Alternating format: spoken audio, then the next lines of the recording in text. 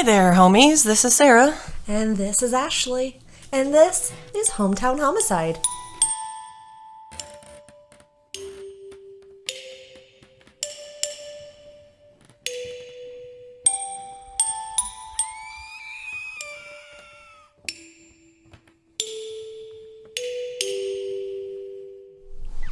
Yeah, sorry if we're late. We're late. That's who we are as people. It's fine. It's also real windy today, so if you hear anything, sorry about that. It's very windy. Wind. Anyways, good news is I should have way more time for podcasting now. As I no longer have to go to work. Thank you. You know who you are. Can't say your name for legal reasons as of yet. Also, if there's any employment lawyers out there, let me know. Yeah, with... Might be working with one, but just want to keep my options open. Thank you. Yeah, we apologize that we are late. And it sucks because I know not everybody does social media stuff. So last week we missed because I had a family member pass away. So I went down and did the family stuff and funeral and whatnot. And then it just was kind of a busy week and whatever. We're here, though. Can't get rid of us.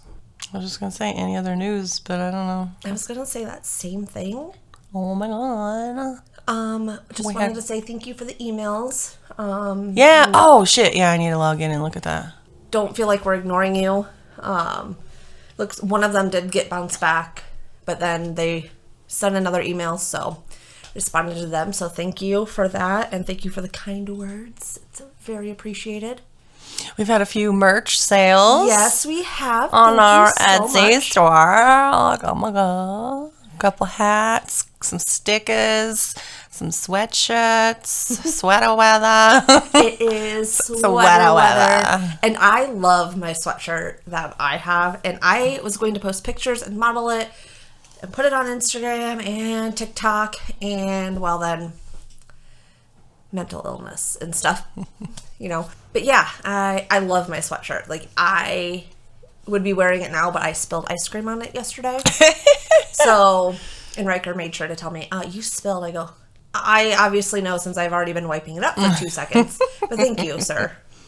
My mom got a derp shirt. She loves it. Awesome. And if anyone else has ordered, or if you do order, make sure you tag us. Yeah. When you post your pictures, because we want to see that. And Missy, I'm calling you out. You won the t-shirt, which is lovely, but you have not tagged us yet. Come on, but appreciate Missy. All you guys. Again, HH Evidence Locker is the shop name on Etsy, and the code HOMIES for 15% off through October 1st. And the link is also in all of our bios on Twitter, Instagram, Facebook, TikTok, because I do have the link tree. So I did put the link in there for shop. So if you want to go look, even if, I know sometimes times are tough. I'm a baddie on a budget right now. And, but yeah, even just sharing it, putting it out there. Favoriting some items, because I'm sure that ups the however algorithm type shit works. But yeah. And I do apologize. I sound a little stuffed up. My allergies are kicking my ass. And my allergy pills kind of kicked in, but not quite all the way. But at least I'm not sneezing like I was earlier before you came over. It was nonstop. I was doing that at Dad's a lot more than up here. Of course, we were out in the country too, so it was more weedy. Weedy. Snakes. Out of my uncle's place. Copperheads and rattlesnakes. Ew, no. You gotta be careful. And a shit ton of hawks. I saw a shit ton of hawks. I've never seen so many goddamn hawks in that area in my life. But when I was down there this time, multiple times a day, one flew over at the cemetery. And I'm like, what is this about? Speaking of birds, now Ashley doesn't like birds, by the way. I do not. But snakes, my mom told me today that they were sitting outside and they saw something moving in the grass. My mom's like, oh my God, it's a snake. So my aunt threw something at it. It popped its head up and then charged at them. Oh, so I can't even imagine the screaming that went on. I just thought that was funny that you mentioned snakes. But obviously it was not a rattlesnake or a copperhead. It was like a gardener snake. Probably, yeah, some little. But speaking of birds, and I'll be quick on this, but thanks to Morbid, I was listening to their listener tales, I believe, and they mentioned, and they would say trigger warning for some reason. Smack the microphone if that made a sound. Flesh pedestrians. Oh, that, yeah. I'm like, where are you going with it? And they said something about, oh yeah, there's videos on TikTok. I'm like, what? So of course I went to TikTok. 3 hours later. And I am literally like in this rabbit hole of TikToks, and a lot of them were birds and like crows, ravens talking, like saying hello. I'm like, is this real? They say they will mimic humans. They're real smart. So freaked out. And I don't know what's real anymore. So I just had to mention that. So thanks to Morbid for bringing that up, because of course I went straight to TikTok and went down that rabbit hole. Yeah, I don't have a problem with birds, and I got beat up by one time. Which I'll share that story later. Not today.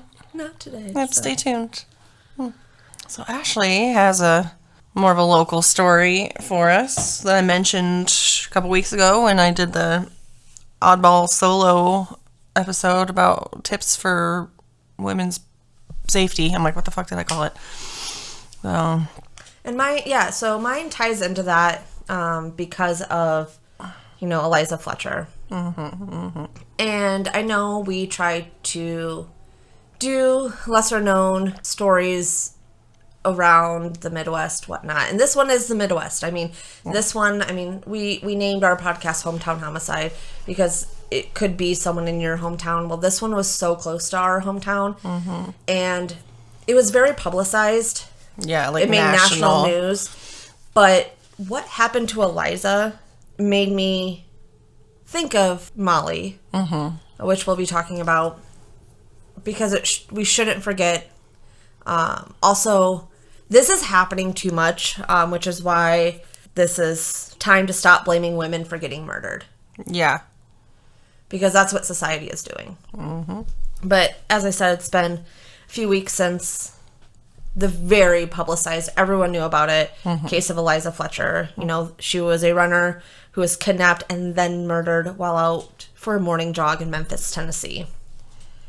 And since we won't be going into detail into Eliza's case, but what happened to Eliza is happening way too much, and it does piss me off. It pisses me off. I'm not a runner, and I never will be. Me neither. I used to go for walks every single day up until about, I would say, probably the trial of Mollie Tibbetts, side of town I lived on. It got real sketchy. Yeah. I didn't trust it anymore. I was actually scared to even go for a walk in broad daylight. So why is it that when a woman goes missing while out running or walking, whatever you prefer, people want to talk about what the person was doing when it happened instead of what actually happened to them? Stop blaming women. Why was she out running so early? Did she make herself a target? We need to stop that. And I'm sure there's more things, people used to blame, like, oh, what was she wearing? All of it. Yeah. Stop. Before we get into Mollie, let's remember those who, like Eliza, lost their life by simply going for a run. Sydney Sutherland, 25, in Arkansas. Her body was found 2 days after she disappeared during her run. Wendy Martinez, Washington, D.C., who was stabbed to death while jogging in a busy, well-lit area. Jesus. Karina Vetrano, New York, was found dead after an evening jog near her home. Vanessa Marcotte, and I probably said that wrong, I apologize, from Massachusetts. She was killed while jogging in broad daylight. Allie Brugger in Michigan was shot in the back while out running. And then for today's story, we're going to be talking about Mollie Tibbetts, who was found stabbed to death in a cornfield after a run near her home right here in Iowa. Like I said, this is not considered a lesser-known case, as it did receive national attention, but we must not forget. Mollie Cecilia Tibbetts was born May 8th, 1988 in San Francisco, but moved to Iowa after her parents divorced when she was in the 2nd grade. She moved with her mother and 2 siblings. Mollie was living in Brooklyn, Iowa, while attending the University of Iowa studying psychology. She still kept a close relationship with her father after they moved to Iowa, and even attended his wedding in June 2018, which would be the last time. I was going to say, that sounds like the right year. Yep. That fucking blows. So Mollie was described as the all-American girl. She was just a ball of sunshine every time she walked into a room. Social butterfly. Mollie could always make you laugh. Her best friend in a Dateline episode said, if you were with Mollie, you were laughing. She loved music, and she was obsessed with Taylor Swift. Tay-tay. July 18th, 2018. Mollie was getting ready for her sophomore year at Iowa. She was staying at her boyfriend of 3 years, Dalton Jack's house. Actually, it was his brother's and wife's house. I think he was just living there, watching his dogs while he was out of town working construction in Dubuque, when she left to go for a jog, which she did almost every single day, as Mollie was a former cross-country runner. When Mollie didn't show up for work the next day at a children's day camp, her family reported her missing, because it wasn't like Mollie not to show up. She was very reliable. According to police, her last confirmed communication was with Dalton, as he told investigators he received a Snapchat from her later that evening at 10:30 p.m. that appeared to show her indoors, but phone records show as after 1 a.m., which confuses me. Yeah. Because as a timeline, you'll hear, that confuses me, but maybe it was just delayed. And Didn't have service. Right. Sometimes it won't send it if you aren't in the whatever. Right. Mollie's family and some of her close friends rushed over to Dalton's house after she wasn't answering calls or text messages or Snapchats. Again, according to Dateline, her cousin, they had a really 600 and some daily streak on Snapchat. Oh, geez. So it wasn't like Mollie to not respond. They thought maybe she was sick or just still sleeping, but the house was empty, and that's when panic set in. So police now needed to build a timeline of her last day. After searching Dalton's house that his brother and sister-in-law owned, everything was the way it was left. Her driver's license, her clothes were still there, and there was no forced entry to the home. They knew she went for a run, so now they had to map out where. Christina Stewart, who lived in Brooklyn and had known Mollie for years, was driving east of town on a road known as the Blacktop. And she said she drove past Mollie while she was running. She was even able to give a description of what Mollie was wearing, which was black running shorts and a pink sports bra. She even described that she saw Mollie's ponytail bobbing as she ran. So now, 2 days since Mollie has been missing, and the town of Brooklyn set up a search party to look for her along that blacktop. Hundreds came out to search. There were even helicopters and boats to be able to search beyond the blacktop, like in ponds and rivers. Since Mollie's phone was missing because she clearly had it with her on her run, police had her password. So they were able to actually clone her phone just by buying a new iPhone. So if I ever go missing, I will put my password so you guys can, maybe not. Take that back. So they went and bought a new iPhone and logged in with her Apple password. And so they were able to see all the text from that day to see maybe she had a fight with someone, maybe she was going to go somewhere. But nothing showed that she was angry with anyone or anyone was angry with her. Nothing to say what would have happened. Right. So a few days with no answers, the FBI was brought in, which I feel like was pretty quick, which I'm glad. Certainly. Instead of saying, oh, well, maybe she ran away on her own, give it 24 hours. No. Right. Especially for, I was looking up their population, for such a small town to be able to get help from the FBI. The 2020 census, Brooklyn, Iowa, was 1,677 residents. Yeah. So very small, just to give people out of our area some perspective on that. So the fact that they responded this quick was a good thing. So they were brought in, and they were interested in the Fitbit Mollie was wearing. Because apparently Fitbit will store previous running routes once a run is completed. So they had all of her past routes, but they didn't have this one because technically it wasn't finished. Several weeks go by. Now there was a reward of $366,000 for the safe return of Mollie. It was a record amount raised by the local Crime Stoppers branch. And this was, again, Brooklyn is right off 80. It's so close to 80. It's not that far away from here. No. This was everywhere. Facebook was nothing but Mollie Tibbetts. Like, I remember the missing flyers posted like it happened yesterday. They were everywhere. I remember when I went down to, I don't know if it was Thanksgiving that year or what, but I even had relatives in the KC area say something about if I knew what that was or who that was or what the story was about. I'm like, oh yeah, that's like, I have to pass by Brooklyn to go to KCMO. So like yeah, I know exactly where that's all at. So this is making national news at this time. It was on Good Morning America. It was everywhere. So with this, reward, obviously it led police in multiple states investigating hundreds of leads, which included a possible sighting at a truck stop in Kearney, Missouri. Kearney. Really? Kearney? Yes. Sorry, Kearney. Yeah. It's Kearney. Kearney? Like a carny. Yeah, like a carny. Oh, okay. Yeah. I only know that because that's like Anamosa to Monticello, Kearney to Lawson. That's like, I didn't know that. Yeah, and I remember that they thought someone had picked her up and they made it down to Missouri. That was later confirmed to be false. They ended up receiving 2,300 tips. They then started to focus on several specific areas in and around Brooklyn, including a pig farmer named Wayne Cheney. Remember that whole thing? He was very known at the sheriff's office and had a record, including harassment and stalking. So they asked him to take a polygraph, which he agreed to, but halfway through got mad and ended the polygraph before they were done. Interesting. But unfortunately, they were not able to connect him to Mollie, so they dropped him as a person of interest. Koki is not excited about that. She disagrees. She does not trust the pig farmer. As she shouldn't.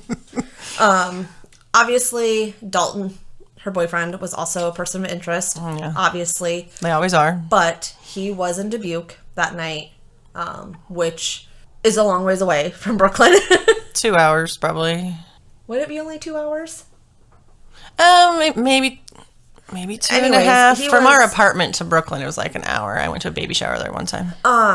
It said how many miles away, and I forgot to write it down, so my bad. But so there was proof he was there, whatnot. So he was immediately dropped as a person of interest as well. So since the FBI wasn't able to get what they needed from that Fitbit, they used data from her phone and was able to see that Mollie was running east at what was measured at a 10-minute per mile pace. So as they described it, for as fast as she was going or whatnot, she was running. She wasn't walking. She wasn't in a car. She was walking. Running. 10 miles. A 10-minute per mile. 10. Okay, yeah. I was just having a stroke. So 10-minute per mile pace before it just stops for about 4 minutes. And then all of a sudden, Mollie is moving on a different road heading south, this time 60 miles an hour. Obviously, she's no longer running as she had to be in a vehicle. Her phone signal died at 8:53 p.m., just 15 miles south of Brooklyn. So by this time, many theories started circulating about what might have happened to Mollie. One of the top theories was that because Brooklyn was so close to Interstate 80, that she was picked up and taken by sex traffickers. And that one I saw the most, which wasn't a bad theory at that time because I didn't know this until like a week ago, but sex trafficking is just, they're running up and down 80. Oh, yeah, I'm sure. Again, look for anything on your car, zip ties, anything that aren't supposed to be there, take them off. But anyway. So that was very, very possible theory. A homeowner in Brooklyn who had multiple security cameras that captured multiple views came forward after he noticed Mollie jogging past his home from time to time. While looking at the video, they do see Mollie at 7:48 p.m. It's a very brief moment. It's about a second and a half. And you can see her ponytail bouncing, and then she's off the screen. And then at 7:49, seconds after that, a black Chevy Malibu, but this one had aftermarket custom mirrors, drive by. Okay. Again at 8:02, the same black Malibu drives by again. And then again at 8:10, going in the opposite direction. So they were circling. They also did see, which collaborated, Christina, who saw her running. Excuse me, hiccups. They also saw her going in the direction that Mollie was running at the same time that she said she saw her. So this Malibu drove by, circled around, drove by again, and then turned around and then went the way Mollie was running. The black Malibu was identified as about 2008 to 2012. Again, it had like custom chrome silver mirrors. Black Malibus do not have that. No. I had a black Malibu at that time. I have a black Malibu now. I guess I shouldn't tell people that, but I digress. And never had chrome mirrors. Right. So this one was different. They were able to eliminate vehicles matching the description just by knowing the owners in town. Again, it's a small town. Yeah. On August 16th, investigator Steve Kivy, he was just literally driving home to check in with his family. All of a sudden, he spotted a black Malibu with silver chrome mirrors on the off-ramp. So he called in the plates and followed him at a distance. Like, he didn't get like too close, but he followed him. Vehicle stopped. He got out. The driver was 24-year-old Christian Bahina Rivera. Rivera didn't speak English, but didn't seem nervous, but did say he heard about a girl missing, but that's all he knew. He even let investigator Kivy take a picture of him and his car. The car was a perfect match to the car following Mollie in the video. So this next piece of information, so many people were up in arms for this. Rivera was an undocumented worker who arrived illegally in the United States at 17 and had lived in the area for several years. I think they said 7, working on a farm. He was described as a good worker, quiet, and just worked a lot of hours. Didn't cause any problems. They did bring him in for questioning and asked him if they could search his cars, which he agreed. He thought they brought in a translator, which was an Iowa City police officer. Rivera told them again that he only knew there was a jogger missing because of the flyers around town, but then he started to admit that he saw her when he drove by her and he liked her and she seemed attractive. And then after some more time, Rivera finally said he knew where Mollie was. On August 21st, Rivera led police to a cornfield only a mile away from where they had been searching. Just before sunrise, police find Mollie Tibbetts. 2 days later, the Iowa State Medical Examiner recorded the cause of death as multiple sharp force injuries. Mollie was stabbed to death. Rivera was charged with first-degree murder. His bond was raised from $1 million to $5 million as he was considered a flight risk. In September, Rivera pleaded not guilty. After many delays due to COVID-19, the trial finally began 3 years later on May 17th, 2021. And then on May 28th, he was found guilty of first-degree murder, and on August 30th, he was sentenced to life in prison without parole. He is in a maximum security prison in Fort Madison. The trial of Rivera became so political due to his immigration status. Opponents of illegal immigration empathized that the suspect had entered the country illegally. I mean, the county, too. Despite research showing that undocumented immigrants are less likely to commit crimes than native-born Americans. Because they don't want to be sent back. They're trying to keep a low profile. President Trump, on August 22nd, said a person came in from Mexico illegally and killed her. We need the wall. We need our immigration laws changed. We need our border laws changed.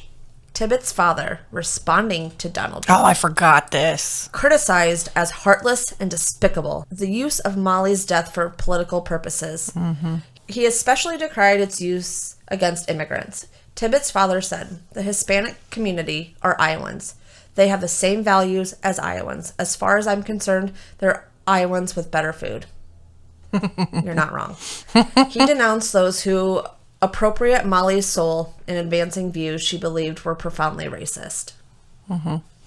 I remember getting into it with some, I guess you could call them extended family members on Facebook when this was all going down. And this particular not cousin was like, well, she wouldn't be dead if he wasn't here, which, I mean, is likely true. If he is really the one that did it. But I was like, okay, well, if he wasn't here, he had killed somebody else somewhere. So does that mean Mexican women are worth less than American women? Does it really matter who he killed? Now, what if he came here legally?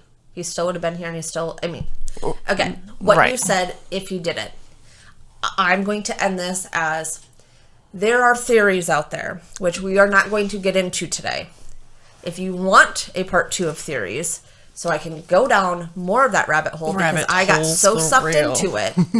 But there are theories that he actually did not do this. Even though he confessed and he was able to take them to Mollie's body, that he actually did not do this. Which is also astonishing, you bringing me back. He brought them to her body and everything, but then pled not guilty. So, like, why, though?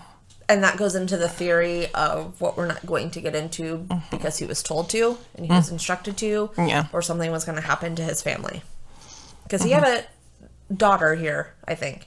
I don't remember. Anyways, there is a TikToker who is from Iowa, who her dad was a deputy. And she actually called the tip line and said it was her father. Apparently, Mollie was found on the property line of her father after she had called in the tip. So things aren't mathing up. The math ain't mathing. And again, I was not able to get into all of that. Again, these are theories, not saying that Rivera is innocent at all. Not saying that. He was proven guilty. He did take her to the body, but there are so many theories on this. It is crazy. And it just opened I'm like, and even during the trial, people were actually testifying that he did not do it. Again, if you want that in a part 2, I can get into that. I have a little bit more time now. I want it in a part 2.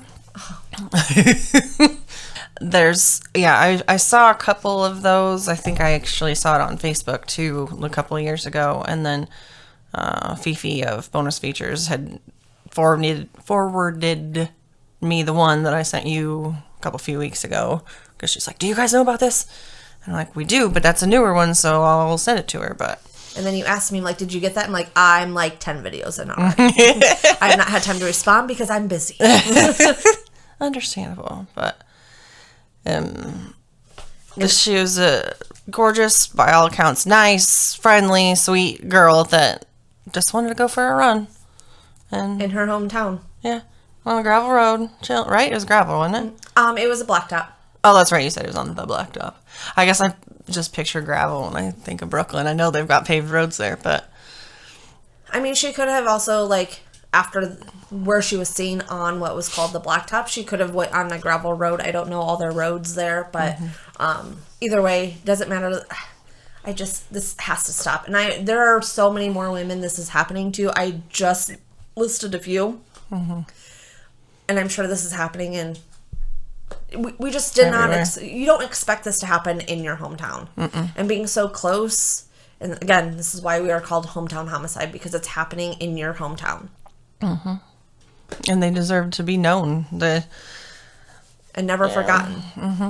But that's why we do this. I just wanted to make that very clear to everyone out there. I mean, be safe. Proceed with caution. Yeah. But you should not have to stop doing what you love because you're afraid of someone out there. It boggles the pisses mind. me off. Yeah. That this is like even a conversation us women have to have. Like, we're just not safe anymore, and it pisses me off. That summer was the summer I got my tent and camping gear and stuff. I'm like, hell yeah, camping and shit. And I've gone a couple times. The last time I went was on literally a friend's property. I mean, I wasn't 100% safe, but it was, not some public spot where everybody was going to come through. What's that place called? Matzel's? Out by Anamosa, the camping, whatever. It's haunted. Neat. I didn't know that. The bridge is haunted. I don't appreciate the gunfire because of the gun range on the opposite side. I wasn't a fan of that because I didn't expect it when I first set up there. But anyway, this has a point. I got my camping shit and I was like, yeah, I'm going to go camping. And then my friends are like, with who? I'm like, nobody.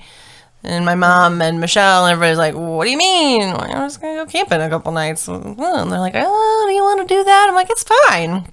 And that was literally like right before she went missing.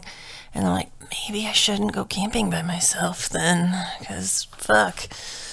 So I used to walk on the trail that we have here that is beautiful, and I loved it.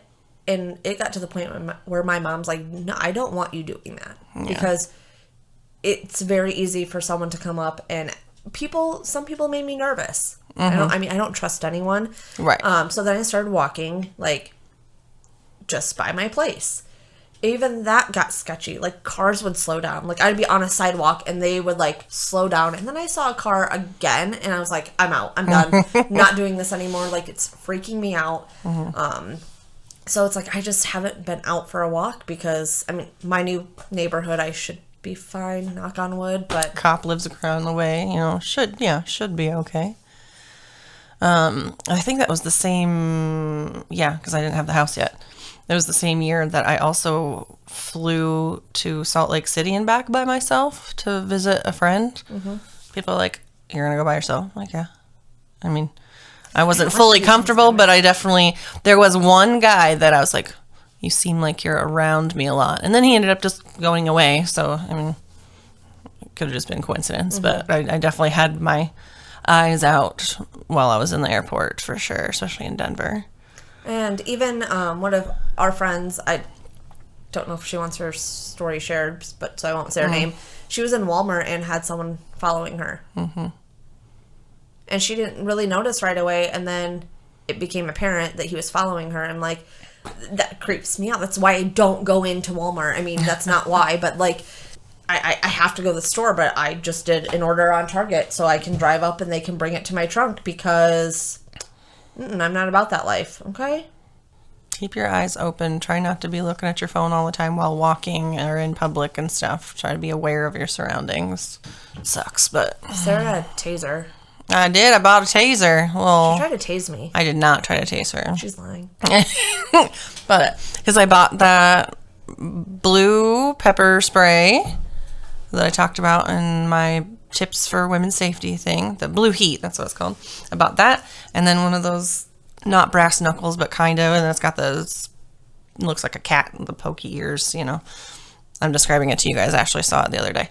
And then I got that little, it's like a ring, and then like inside your palm there is a little battery deal that's zip taser. So my question is, when something is happening in the moment, how are you going to find that in your purse? Well, you'd probably need to have, like, if you're walking through the parking lot, put that shit on. Sure, okay. If you're going to be, I was even thinking, not that I run, but, if I ever did want to go for a walk again, or on our walkabouts. I miss our walkabouts. I know, me too. Putting that taser on your hand, and just having it right there. Just make sure the safety's on. I don't know if I'm not going to test it, but it sounds like it's serious. Yeah, you scared me. Yeah. Don't forget, our merch link is in our bio on all of our social media platforms. The code HOMIES for 15% off for the next week or so. That being said, remember, we want to tell stories to you and not about you, so stay safe. And this was Hometown Homicide.